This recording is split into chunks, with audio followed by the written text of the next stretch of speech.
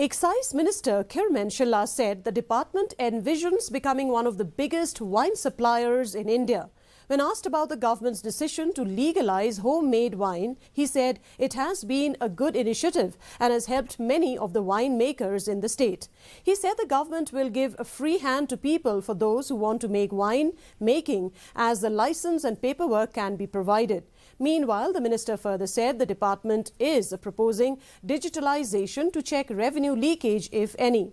The minister said one approach involves monitoring potential leakages in the liquor sector through computerization to maintain accurate records of revenue.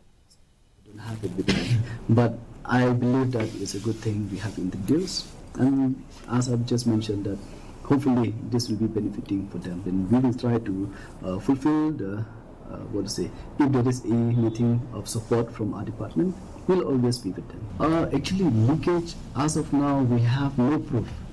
So that's why we said by introducing this computerization, if there is a leakage, we'll find it out. If there is no leakage also, at least we will get to know that we have been doing good.